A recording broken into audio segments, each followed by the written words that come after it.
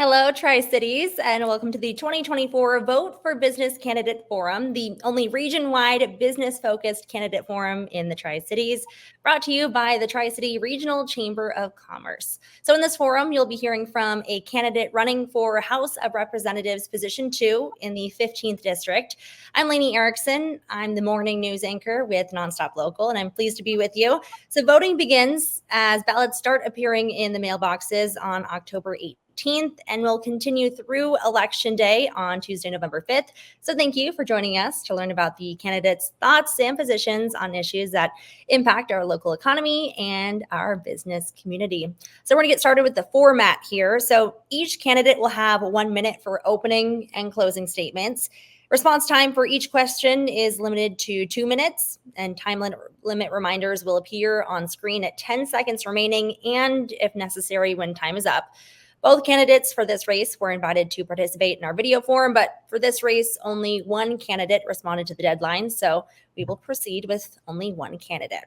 So we're now ready to get started. We're going to welcome Rich Bright, who's running for the House of Representatives Position 2 in the 15th Legislative District. Rich, we appreciate you being with us. Well, thank you, Lainey. Is that right pronunciation for your name, Lainey? Lainey. So if you're ready to go, as you mentioned, we're going to start with that opening statement. So, Mr. Bright, you have 1 minute. Well, first, obviously, you can see by your screen, my name is Rich Bright, and I'm running for the Legislative District 15, Position 2. This is a new gerrymandered district, goes all the way up to Sela, all the way down to Prosser, and it swings around different areas. If you're in the 14th, it's really weird, but that's politics. I'm a 26-year Army veteran. I lived in the Valley for about 30 years. I've been very involved in my community. And quite honestly, I'm frustrated with the leadership that I don't see in Olympia and the misconnect that's happening. I worked at the training center as a union, fixing radios for the Army equipment as a civilian. And I was also the president of a union for 8 years. And I'm just ready to go to Olympia and roll up my sleeves and work for the people in my district. Thank you. Well, thank you, Mr. Bright. We're going to move on to those questions now. So I'll remind you, you'll have 2 minutes to answer each question. So our first question here, what background or experience qualifies you to understand and respond to the unique needs of the local business community? Obviously I've well read. I was involved in what's called junior achievement as a young person, and I've taught those classes in high schools and junior highs over the last 30, 40 years. So I have a very good understanding of business and what it needs. Probably just removing regulation would be the first thing. But as far as my experience to be able to deal with this, I was in the military, and as a sergeant, I dealt with a lot of officers. So we come from different backgrounds, and same when I was the president of the union, we had to negotiate with people sometimes we didn't agree with. And I have a unique ability to work with people that are different, have different ideologies. I don't get offended easily, and so I'm ready to work with people to help business or anybody that's in my constituency. Well, thank you, Mr. Bright. We're going to move on to the next question. What are the 2 most harmful issues affecting business in the Tri-Cities, and what will you do to correct or overcome them? I think what's amazing about America is that anybody can start a business. Anybody who has an idea and can bring that idea to market, they can excel in our system. Capitalism is an amazing thing, much better than socialism or communism. And what I see is regulation is the biggest problem between insurance, the EPA, all these different things, code enforcement that doesn't allow businesses to freely trade based on supply and demand. That's the biggest problem I see is regulation and taxation on businesses that isn't fair within the market. And it's very frustrating to see that, the throttling back of industry. I find that unions can be helpful. I think they can also not be helpful. But I think it's important to recognize that the businesses they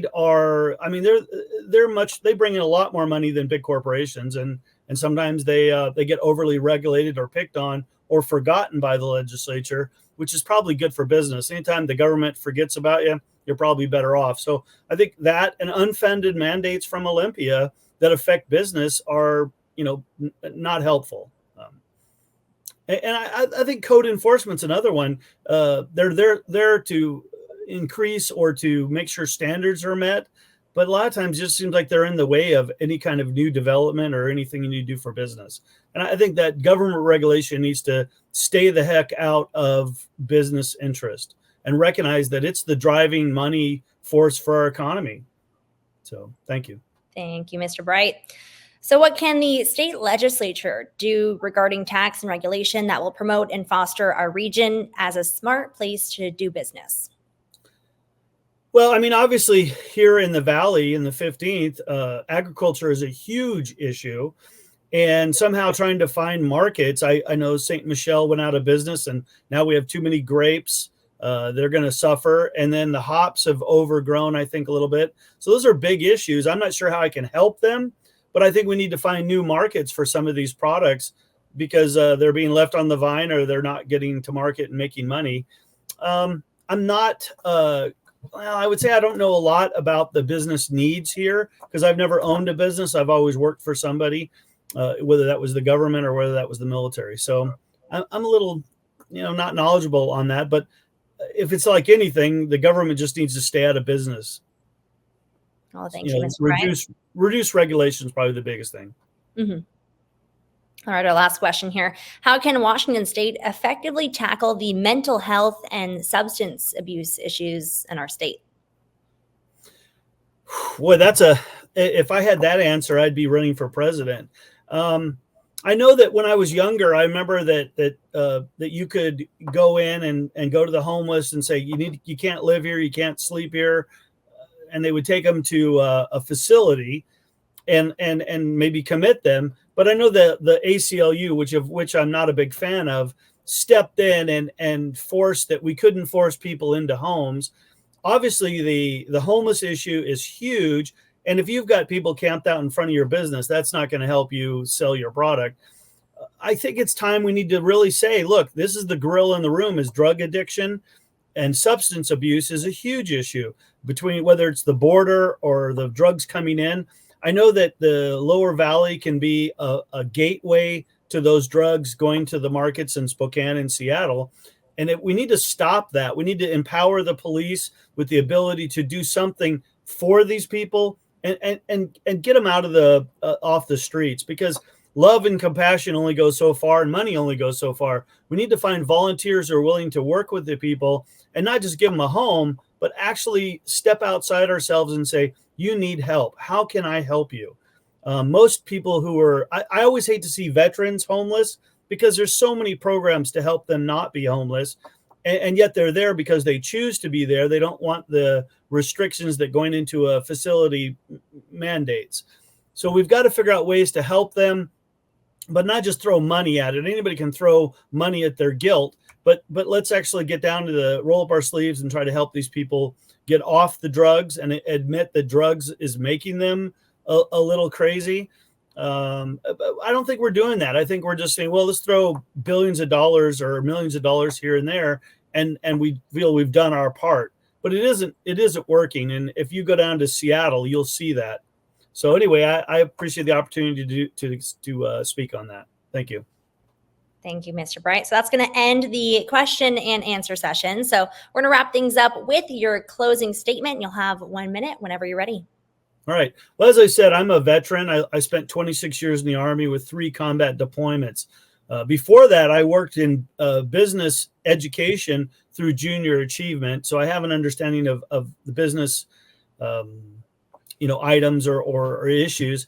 I've also been a community worker for years. I've been a Republican, fairly conservative.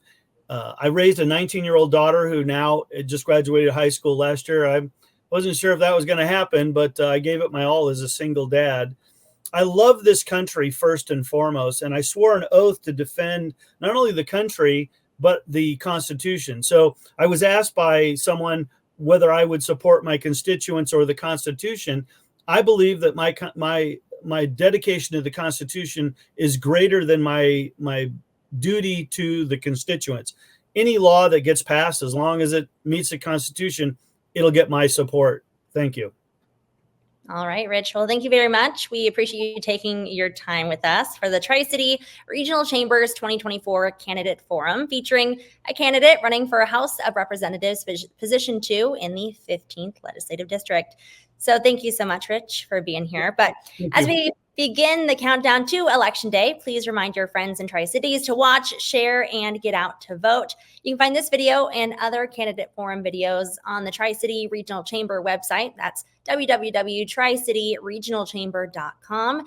And a big thank you. It's a pleasure for Nonstop Local to support this effort to inform voters about the people who are running for public office. And again, thank you to the Chamber, the candidates, and a special thanks to all of you for watching. This is Lainey Erickson, Nonstop Local, reminding you to vote.